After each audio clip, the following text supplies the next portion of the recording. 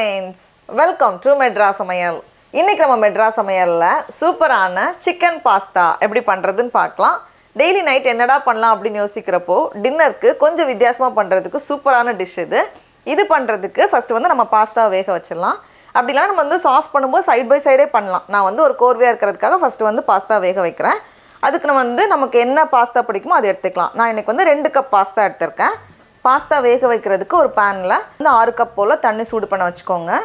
இப்போ தண்ணி இந்த மாதிரி சூடானதும் இதில் உப்பு சேர்த்துக்கோங்க. கொஞ்சம் நிறைய உப்பு சேர்த்துக்கோங்க. சேர்த்துட்டு தண்ணி வந்து நல்லா கொதிச்சு வரணும்.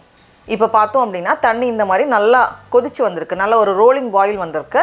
இந்த ஸ்டேஜில் நம்ம வச்சுருக்கிற பாஸ்தா உள்ளே சேர்த்துடலாம். நான் வந்து 150 கிராம் பாஸ்தா எடுத்திருக்கேன் இன்றைக்கி. சேர்த்துட்டு ஒரு பாஸ்தாவுக்கு ஒரு டைம் கொடுத்துருப்பாங்க. பேக்கெட்டில் வந்து மென்ஷன் பண்ணியிருப்பாங்க. இது வந்து 10 நிமிஷம் வைக்க போட்டிருக்காங்க. அதனால் நான் வந்து 10 நிமிஷம் வேக வைக்க போகிறேன். எப்போவுமே நம்ம வந்து பாஸ்தா நூடுல்ஸ்லாம் பண்ணும்போது ரொம்ப குழஞ்சிடக்கூடாது. அந்த டெக்ஸ்சர் வந்து இருக்கணும். அப்போ தான் வந்து நல்லாயிருக்கும். பாருங்கள், இந்த மாதிரி கரெக்டாக வெந்திருக்கு. இப்போ இந்த ஸ்டேஜில் நம்ம வடிகட்டி வச்சிடலாம். வடிகட்டிட்டு இதை வந்து மூடி வச்சுக்கோங்க. ஏன்னா இது வந்து காயாமல் இருக்கிறதுக்காக நம்ம வந்து மூடி வைக்கிறோம். எண்ணெய் சேர்க்க வேண்டாம். இப்போ அடுத்தது நம்ம வந்து சாஸ் ரெடி பண்ணணும். அதுக்கு நான் இன்றைக்கி வந்து நல்லா பழுத்த தக்காளியில் 1/2 கிலோ தக்காளி எடுத்திருக்கேன். ரொம்ப புளிப்பு இல்லாத தக்காளி எடுத்துக்கோங்க. ரொம்ப புளிப்பு இருந்துச்சுன்னா நல்லா இருக்காது. இது வந்து 3 பெரிய சைஸ் தக்காளி வந்து 1/2 கிலோ வருது. இது வந்து கரெக்டாக இருக்குது. தக்காளியோட கண் எடுத்துக்கோங்க.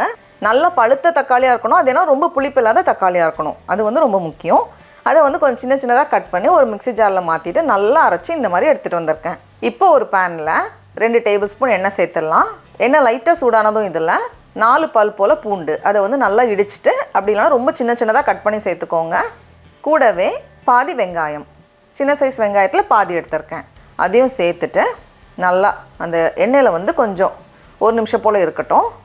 இப்போது பூண்டும் வெங்காயமும் ஓரளவுக்கு வதங்கினதும் இதில் 1/2 டீஸ்பூன் மிளகாய்த்தூள், கூடவே 1/2 டீஸ்பூன் மிளகு சேர்த்துட்டு இதை மறுபடியும் ஒரு வாட்டி நல்லா கலந்து வச்சிடலாம்.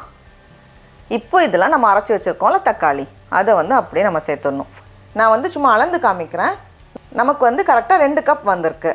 கூடவே தேவையான அளவு உப்பு ஃபஸ்ட்டே அதிகமாக சேர்த்துறாதீங்க.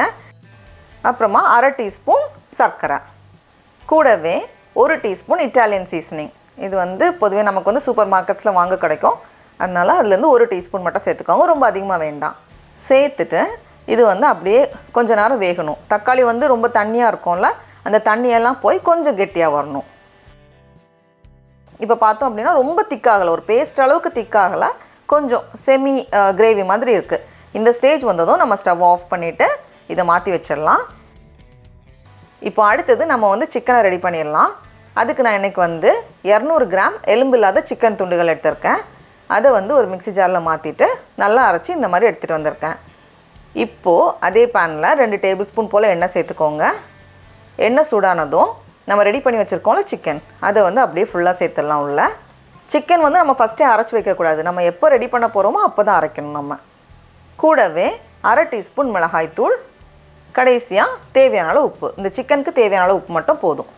ஏன்னா மீது எல்லாத்துலேயுமே நம்ம உப்பு சேர்த்துருக்கோம். இப்போ பார்த்தோம் அப்படின்னா சிக்கன் நல்லா வெந்து வந்திருக்கு. இப்போ இந்த ஸ்டேஜில் கொஞ்சமாக சோளம், இது வந்து அந்த ஸ்வீட் கார்ன் இருக்கும்ல, அதுலேருந்து ஒரு 1/4 கப் போல், கூடவே ஒரு குடை மிளகாய், அதை வந்து கொஞ்சம் சின்ன சின்னதாக கட் பண்ணி வச்சுருக்கேன். நம்ம வந்து வெறும் சிக்கன் சேர்த்து பண்ணுறதுனாலும் பண்ணலாம். ஆனால் எக்ஸ்ட்ரா இந்த மாதிரி கொஞ்சம் காய் சேர்க்கும் போது இன்னும் நல்லாயிருக்கும். இப்போ பார்த்தோம் அப்படின்னா சிக்கன் காயெல்லாம் வந்து கரெக்டாக வெந்து வந்திருக்கு. இந்த ஸ்டேஜில் நம்ம ரெடி பண்ணி வச்சுருக்கோம்ல சாஸ், அதை வந்து அப்படியே நம்ம உள்ளே சேர்த்துடலாம். சேர்த்துட்டு ஒரு 2 நிமிஷம் இது கொதிக்கட்டும். இப்போ வந்து வாசனையே அவ்வளோ சூப்பராக இருக்குது. இப்போ இந்த ஸ்டேஜில் நம்ம ரெடி பண்ணி வச்சுருக்கோம்ல பாஸ்தா, அதை வந்து அப்படியே உள்ளே சேர்த்துடலாம். சேர்த்துட்டு மறுபடியும் கலந்துட்டு ஒரு 2 நிமிஷம் போல் வச்சா போதும். ஒருவேளை நம்ம வந்து இது சாஸ் கரெக்டான பதத்தில் இருக்குது, ஒருவேளை ரொம்ப கெட்டி ஆகிடுச்சு அப்படின்னு நினச்சிங்கன்னா கொஞ்சம் தண்ணி நம்ம சேர்த்துக்கலாம். இப்போ பார்த்தோம் அப்படின்னா நம்மளோட சிக்கன் பாஸ்தா எல்லாமே சூப்பராக வெந்து வந்திருக்கு. இந்த ஸ்டேஜில் இது வந்து ஆப்ஷனல் தான், கொஞ்சம் சீஸ் வச்சுருக்கேன், துருவுன சீஸ் வச்சுருக்கேன். இதை வந்து நம்ம அப்படியே உள்ளே சேர்த்துட்டு ஒரு கை நிறைய ஒரு 1/4 கப் போல் சேர்த்துட்டு நம்ம கலந்து விட்டுட்டோம் அப்படின்னா நல்ல ஒரு க்ரீமியாக ரெடி ஆகும். நம்ம வந்து சீஸ் சேர்க்குறதுக்கு முன்னாடி ஸ்டேஜில் நம்ம எடுத்துடலாம். அதுவும் நல்லாயிருக்கும், டேஸ்ட் ரொம்ப நல்லாயிருக்கும். நம்ம வந்து ஒரு வேளை சீஸ் இருந்துச்சுன்னா சீஸ் சேர்த்துக்கோங்க. அது வந்து இன்னும் டேஸ்ட்டை வந்து நல்லா என்ஹான்ஸ் பண்ணும். அப்படியே சேர்த்துட்டு நம்ம கலந்து விடுறப்பவே அப்படியே அந்த சீஸ்லாம் உருகி பாருங்கள் எவ்வளோ சூப்பராக வந்திருக்குன்னு. சுட சுட சூப்பரான சிக்கன் பாஸ்தா ரெடி. அவ்வளோதான். டடா!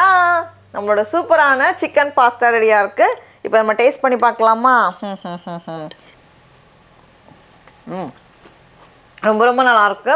நீங்களும் கண்டிப்பாக இந்த ரெசிபியை வீட்டில் செஞ்சு பாருங்கள். உங்களுக்கு இந்த வீடியோ பிடிச்சிருந்துச்சுன்னா மெட்ராஸ் சமையலுக்கு சப்ஸ்கிரைப் பண்ணுங்கள். நாவின் சுவையரும் மலரட்டும்.